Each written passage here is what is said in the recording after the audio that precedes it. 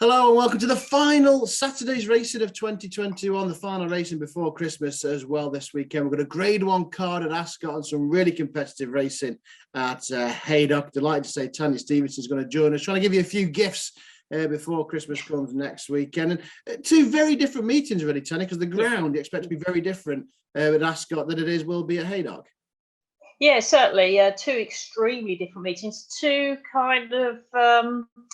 the class of horses we're looking at as well. I think when I looked at Haydock, it's more stamina seeking, whereas Ascot, despite, there are races over the 3 miles at Ascot, there's more emphasis on speed. And also I found a couple of races, which we'll be looking at regarding the handicapper, saying, well, come on then, I'll have you, the handicapper, sort of declaring his hand. Sometimes he's being very lenient. They are the handicappers. Sometimes I'm believing they're a little bit harsh, and it changes the dynamic of the race a little bit. And it calls yourself into question, oh, that's a bit harsh, or, oh my goodness me, how is that so low in the handicap now? Well, I'll tell you what, we'll get stuck in because I think that's going to happen in the first race we're going to look at, the 150 at Ascot, a 2.25 mile handicap chase.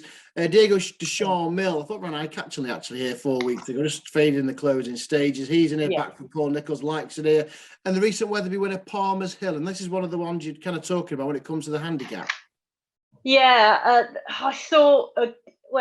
Palmer's Hill was a good ninth in the Coral Cup, and then has come and sort of run that race last time out. One was held up in that. Now, can Palmer's Hill build on that effort, especially when Palmer's Hill's coming into this race where we don't know too much about it? We know his hurdle form, but he comes in this race against some really exposed types who are given a bit of a chance.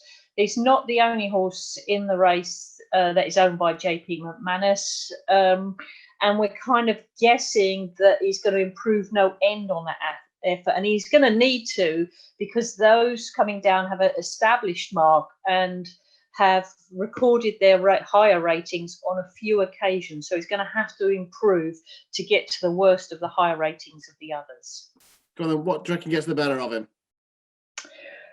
Well, I thought that over the last couple of weekends, Nigel Twiston-Davies is doing exceptionally well with some of his horses. We've seen the likes of Guard Your Dreams, for example, and he's got Guy in this race. Now, Guy, I grant you, hasn't won that often, but the handicap has given Guy some real chances here. Also, I thought Sully Dog, people think, oh my goodness, that was beaten easy enough last time, but Sully Dog potentially is not good at 2 miles. Give him a couple of furlongs extra, and then you see the better of Sully Dog. I think they went too quickly for Sully Dog last time out, also owned by JP McManus. But I'm going to surprise everyone. I know you mentioned Diego Deschamps-Mill. Being dropped £3 is really, really helpful. Loves Ascot, potentially run at this meeting previously, trained by Paul Nicholls.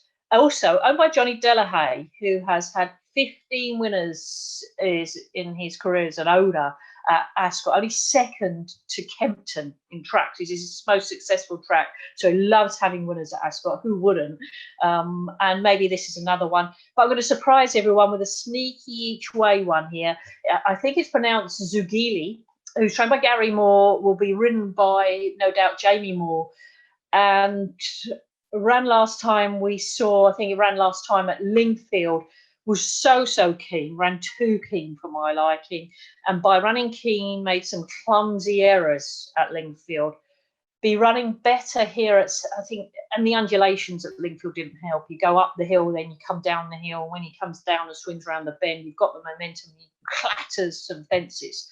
Whereas at Ascot, the flatter track and the able to get the stride pattern better, I think you could build up a tasty lead here at a big price. It's a huge price, really, in relation to some of them. We don't know Zagili's ceiling on his kind of improvement. So Gary Moore, Jamie Moore, and maybe Diego Deschamps. I'll be against Palmer's Hill. Probably get it wrong because I think there's a JP McManus horse later at Ascot that I like that has been looked over. Right, we'll look forward to that then shortly. Does it come in the long walk hurdle? What a race this is. This is the who's who of stayers, isn't it, Tanya? We've got Buzz here, the new kid on the block. Champ looks like he's reverting here from chasing. Nick Henderson also got on the blind side. Time Hill, denied by Paisley Park last year. Then the Irish challenger, Ronald Pump.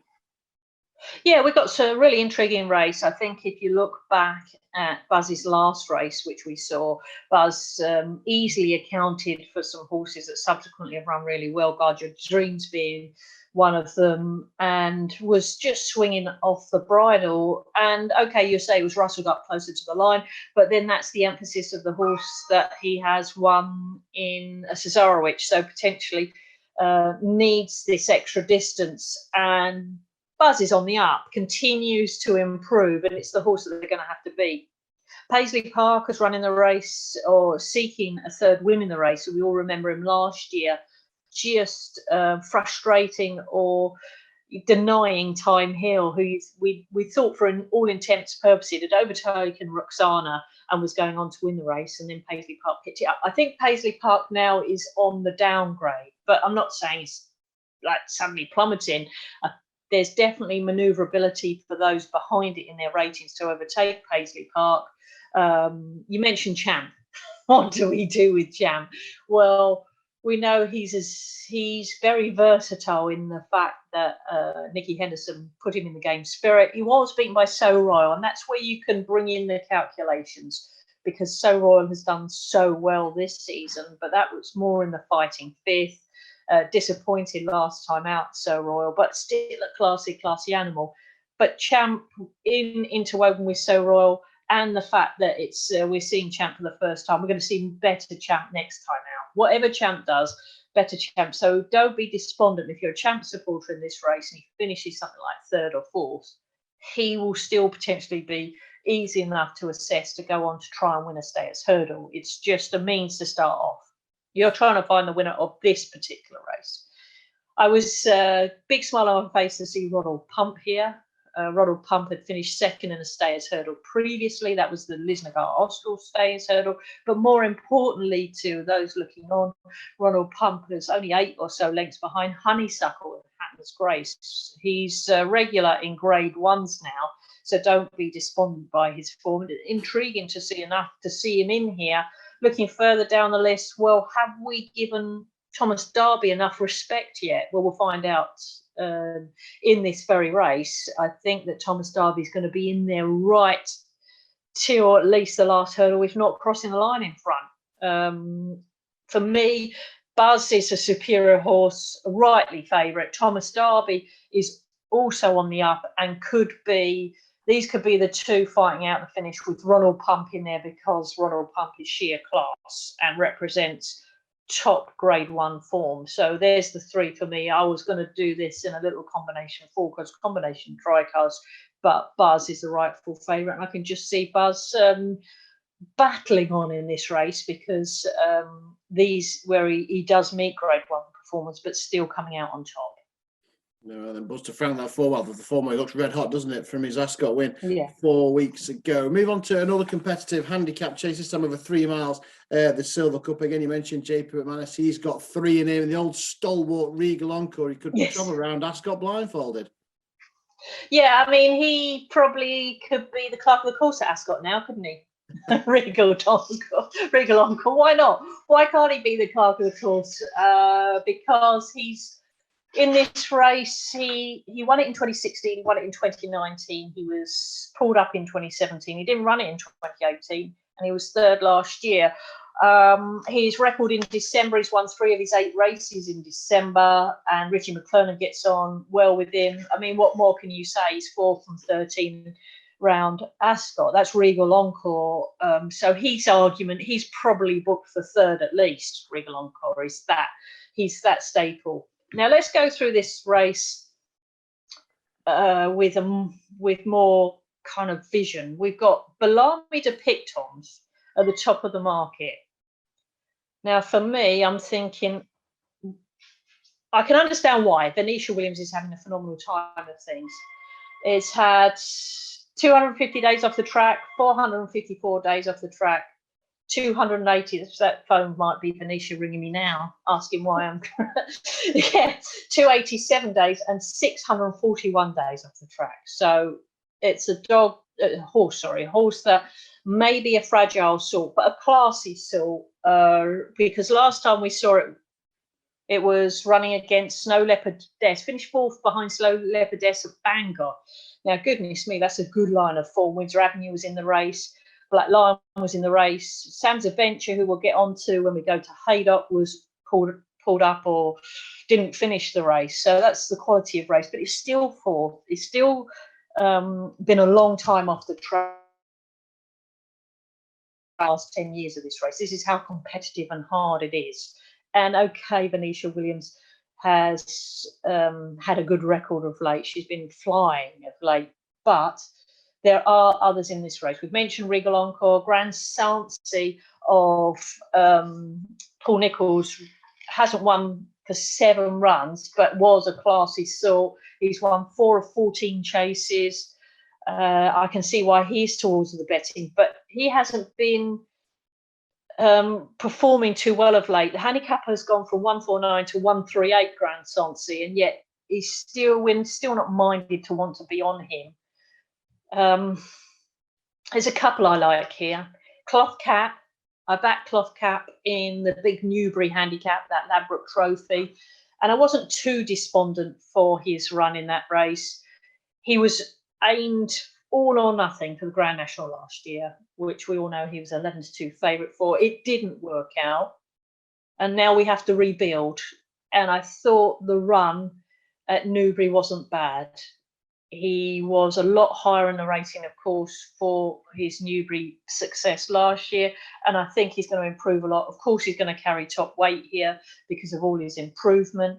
But the couple I do like here are Check It Out, who he seemed to join at the Melling Road in the Beecher Chase, forgive me.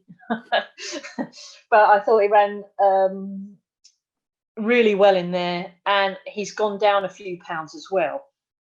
So maybe I'm having a Nigel Twiston-Davies weekend, but he seems to be well treated in the handicap of 10-8, and I was going to go with Regal Encore as well. So for me, I'm avoiding the favourite only because of the fact of all the absences it's had. It's obviously had problems. We can't sort of go against Venetia. She's been phenomenal. She's won this race in 2013. So I'm going to a kind of intriguing each way selection and Check It Out. But of course, you can't dismiss Regal Encore because he's virtually the clerk of the courser for the National Hunt at Ascot. Certainly is a very regular as every blade of grass on the Royal Racetrack. I thought that was competitive, Tanya. What about the finale then? A 2-mile handicap hurdle, 14 go to post. And this is a race that I know the Skeltons work a lot. It's their first big winner, wasn't it? Willow Saviour many years ago. And they've got West Cork, your Greatwood winner. What a training performance that was to get him to win at Cheltenham. Oh, massive performance to get him to win. My memories of Willow Saviour was running like mud and virtually really dimming light. West Cork, though, interesting if you like your algorithms in mathematics. West Cork was 134. No Ordinary Joe was 133. Now West Cork is 141 and Ordinary Joe 136. You have to account for improvement in both of them, but they're both now going to have to take horses that are dropping in grade, if that's to be believed, because of course this is a grade 3. But when you see some of those that they're taking on, they're really intriguing. Let's start with Samarif, the Paul Nicholls horse. Unbelievably, Paul Nicholls has never won this race. So that'll be one reason he wants to win it. I think Johnny Della Hay owns it as well. And he's gone on massively. He's gone up 11, I think, for his very, very easy win last time out. That's understandably swinging on the bridle. He won this very easily indeed. And so automatically for me, and perhaps a bit harsh, I put him above the list, above West Cork and No Ordinary Joe. One more for the road. Has won good races at Huntingdon and Newbury of late, and has gradually gone up by the handicapper. I think the handicapper, even though he's gone up gradually, knows he's still within his grasp. Lateral Lad, a little terrier. Once again, though, I think he's sort of punching above his weight here, and that's his price. And then we've got Benson, who's held by Samaree. So I'm holding the best to last. What on earth do you do with Goshen? What on earth do we do with Goshen? And Goshen here has been given 153. So you can sit back and you can think this either is an absolute gift, or Goshen is still held by the handicap. I'm more minded to go in between those and think this is a very careful mark, 153 for Goshen. So I make him a massive, massive player. You then got Harry Fry's Mitier, who won the Tolworth last year, but he pulled up behind Samaree, so I'm sitting back with him. Global Citizen, the same. Then you look, I think it's Nevo Lad, who's Tom Simons' horse, who is true to his 141 rating. In fact, he's 140 in this, and ran some real corkers last year, some real graded events, and he's going to be in there for the places at least. He's one that you can't discount, and he's only off 10.13. But for me, I haven't mentioned the winner yet, who I think the winner is. And I think it's the JP McManus's own Drop the Anchor. I think it's very cannily placed, because if you look at the form figures show a 0 last time out, because it's a National Hunt form figures, whereas his form figures actually is a 1 last time out, because they gave it a canny run on the flat, a really canny run. Drop the Anchor was 7th in the county hurdle, and Drop the Anchor also won the Ladbroke at Leopardstown in February. He is ridden by Simon Torrens, who few might not be familiar with, but is a very, very good jockey indeed. Will claim a handy 3 off. And for me, Drop the Anchor sneaks in there with a really valuable each-way price for a horse that is a hardened handicapper and more than capable of battling with these. In reality, the race ought to be won by Samaree, because it's really coasted home last time. Drop the Anchor for me each way, and Goshen will be in there pitching, because Goshen was still there at the last, albeit under pressure, when racing against Buzz. So in theory, you can see how well he's handicapped in this. Yeah, loads to look forward to. It's that competitive, the finale at Ascot, the Betfair Exchange Trophy. Let's move on to Haydock then. As we mentioned, it's going to be a little bit different to here, the softer ground, certainly stamina sapping up on Merseyside. We've got a hurdle and a chase to look forward to. And first up is this handicap hurdle, and there's been good money for Mackleduff on the back of his 3rd at Cheltenham last time.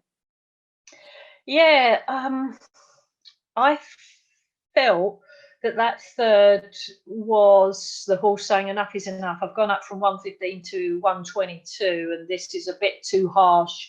And also, maybe the configuration of Cheltenham might not have helped. He'd been running at Aintree and Southall, which accentuate your speed, and it's more flat track. When you come to Cheltenham, it really does test the ability, even more so of the athlete, because you've got to go up and down hills, and it's a real searching gallop. So Mackleduff may be suited to coming back here at Haydock. We shall see. This is a race, just to let you know, for the last 10 favourites who won the biggest SP in that time was 9-1. And the sorts of horses that won this have been Klein, Limited Reserve, and the very talented United quite a few years ago. I like Stella Magic. It was pulled up last time, but that was back in February. This is a horse that has beaten Alan Felipe, and we saw what Alan Felipe then went on to achieve. It went on to finish 5th in the Albert Bartlett, but we haven't seen Stella Magic since, and I think Stella Magic could kick on and do well. Then you've got the likes of Soul of Motion, which is a really strange horse, because we know how good it is. It's only recently changed trainers from Nicky Henderson to Dan Skelton. He's got excellent form, but he's a bit like that Bellamy depict on at Ascot, which I mentioned earlier another time, when it's had lots and lots of time off the track in lots of different gaps. 158, 50, 238, 343, and 700 days it's had off the track. It did finish fifth into Paisley Park in a long walk. That was back in 2018. So you can see the types of horses that Solar Motion's been running against. Bossman Fred is the same sort of kind of horse in the fact that it's had absences, and it's only been dropped to £2 for long absences, so I'd avoid that. So it's a very hard race to weigh up. For me, because it's so solid, I'd go for Stellar Magic. I can understand why they're backing Mackle-Duff, because it's coming back to a flat track and the fact that it's current form. There we are then. Yeah, Stellar Magic then. It did look good actually in his 2 starts at Taunton. There's Cheltenham quotes flying around after those. We move on to the Tommy Whittle, which sadly isn't the race it used to be. I mean, it's still a very good handicap. We used to have some kind of Gold Cup Grand National contenders running in this.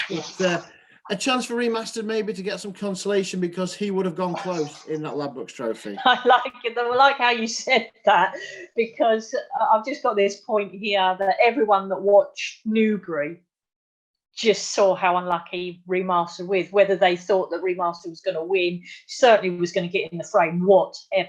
He was going to get in the frame, and that was over the searching distance of that Newbury Ladbroke Trophy. Now he comes to the Tommy Whittle, and all eyes will be on Remastered. David Piper's won this race twice before with the Klondike and I think Broadway Buffalo. So, but even so, that aside, he's a viable favourite, or it's a viable one that everyone wants to be on. But if you want to be looking at horses that are less obvious, Calypso Calange has finished placed in this race before. However, saying that, if you pay closer attention, he's never ever won over 3 miles. So it may be caught out over the last 2 fences, Calypso Calange. There's a question mark whether he actually stays, and people say, oh my God, goodness me, he's finished place in this, but he's never won over this trip. You've got Sam's Adventure, who won this and then went on to win an Ida, has done nothing in between or except. He was until his rider twice in between, and then since he's done nothing but Henry Brook on him. Henry Brook has a blinding record on him, and Sam's Adventure, horses run. I thought you have to give a shout out to Ben Case and Jack Andrews, having a good time recently. They've had a few runners, they've had 2 winners, and they've got Shanty Alley, but not for me. You've got Crixus Escape and Engarde, who were going well in this last year, but that was still with about 8 fences to jump. They both didn't complete. Just Your Type, you could have a tentative vote for this because of his 3rd in the Peter Marsh to Royal Pagal, but then Are You Strong, clutching. Vintage Clouds, he's a wonderful veteran who won at the Cheltenham Festival. He carries weight well, and he is a Haydock specialist. He has had 12 runs at Haydock and finished in the frame in 10 of them. So, so I'm probably straw clutching to find something to beat Remastered. He stands out, doesn't he? If I am going to give a shout out to anything, I'm going to go with the top weight Vintage Clouds, because he just loves the course and he'll carry the weight well. It might be too early in the season for him, because he shines possibly as the year turns, but I'm going for the top weight just as a sporting selection, as an alternative to Remastered. So maybe forecasting with Remastered, because perhaps it's a case of just letting Remastered go on and win this, but I'll go for Vintage Clouds each way. Yeah, and there's famous Trevor Hemming Silks, of course, carried to victory, and it's one of his favourite tracks. That's 6 races on the ITV cameras looked at. Tanya, what would be the idea of a best bet this weekend? Is it from those 6, or is there something left field?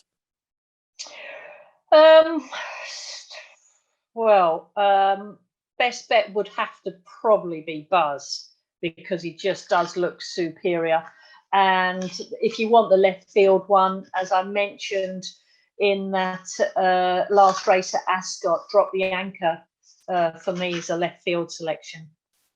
There we are then. Buzz for Nicky Anderson, dropped the anchor for Ireland, who of course dominated the festival this season. So they're the picks for Tanya this weekend. 6 cracking races in front of the ITV cameras, including the Grade 1 long walk hurdle, which Nicky Anderson saddles a trio of contenders in that. Thanks to Tanya for joining us. Thanks for joining us as well for the Punters Guide throughout this year. A very Merry Christmas to all our followers, and wherever you're back in this weekend, the very best of luck.